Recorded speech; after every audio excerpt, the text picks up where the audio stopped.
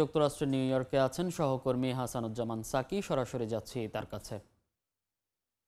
Psaki, ধন্যবাদ। আজকে যে ঘটনাটি ঘটে গেছে, মার্কিন ইতিহাসে এই ধরনের ঘটনা কিন্তু কখনো ঘটেনি। সেটি হচ্ছে যে একজন ব্যক্তি তিনি পরপর ৩ বার তার নিজ দল রিপাবলিকান দলের হয়ে প্রার্থিতা নিশ্চিত করেছেন, এবং আজকে ডোনাল্ড ট্রাম্প রিপাবলিকান দলের হয়ে প্রেসিডেন্ট নির্বাচনে প্রার্থী হয়েছেন এবং সেই সঙ্গে তার যে রানিং মেট সেটিও তিনি ঘোষণা করেছেন। এই যে রানিং মেট কে হবেন এই নিয়ে কিন্তু বেশ জল্পনা কল্পনা ছিল বেশ কয়েকদিন ধরেই।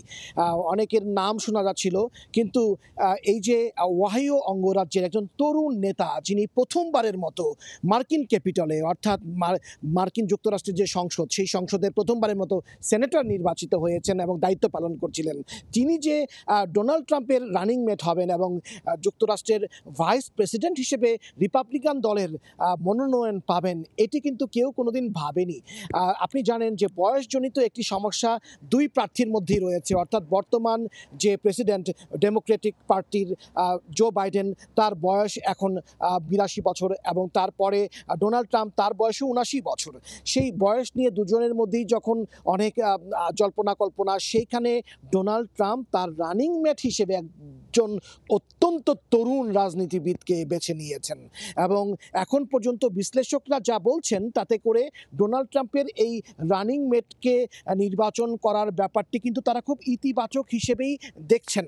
এবং আজকে যে রিপাবলিকান দলের জাতীয় কনভেনশন হয়েছে, সেই কনভেনশনে যদিও কোনো প্রতিদ্বন্দ্বিতা ছিল না, যদিও ডোনাল্ড ট্রাম্পের প্রতিদ্বন্দ্বী কোনো প্রার্থী তার নিজ দলে ছিল না, কিন্তু তারপরেও একচ্ছত্র কিন্তু আধিপত্য তারা বিস্তার করেছেন এবং তারা দুজনেই সমান সংখ্যক ভোট অর্থাৎ প্রায় সবকটি ভোট তারা পেয়েছেন এবং তারা নির্বাচনে প্রতিদ্বন্দ্বিতা করার জন্য রিপাবলিকান দলের মনোনয়ন তারা পেয়েছেন। সব কিছু মিলিয়ে যুক্তরাষ্ট্রের এখন প্রেসিডেন্ট নির্বাচন এখন প্রচারণায় মুখর হয়েছেন এবং তারা কিন্তু সেই জায়গায় এখন প্রচারণায় নেমে গেছেন। কিছুক্ষণ আগে ডোনাল্ড ট্রাম্প তিনি প্রথমবারের মতো পেনসিলভেনিয়া অঙ্গরাজ্যের বাটলারে তার উপরে যে আততায়ী গুলি হয়েছে, এই গুলিতে তিনি যে তার কান ফুটো হয়ে গেছে এবং তিনি অলৌকিকভাবে বেঁচে গেছেন, তারপরে প্রথমবারের মতো তিনি জনসমক্ষে হাজির হয়েছেন, অর্থাৎ সোমবার সন্ধ্যার পরে রিপাবলিকান দলের জাতীয় কনভেনশনে তিনি হাজির হন এবং তিনি বক্তব্য রাখেন এবং তিনি সেখানে তার দলের সমর্থকদেরকে উজ্জীবিত করেছেন। এবং এই ঘটনার পরে স্বভাবতই রিপাবলিকান শিবিরে আনন্দ যেমন বইছে, এই ঘটনার পরে তারা আরও বেশি একত্র হচ্ছেন, তারা উজ্জীবিত হচ্ছেন। এই যখন রিপাবলিকান শিবিরের ঘটনা, তখন বাইডেনের শিবিরে অর্থাৎ ডেমোক্রেট দলে তাদের কিন্তু জাতীয় কনভেনশন কিন্তু আগামী মাসে আগস্টের ১৯ তারিখে ৪ দিন ব্যাপী অনুষ্ঠিত হবে।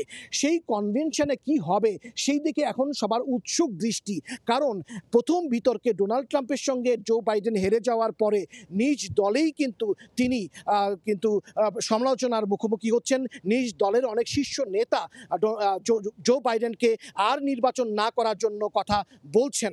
এখন সেটি কি হবে সেটি আমাদের অপেক্ষা করতে হবে আরও ১ মাস।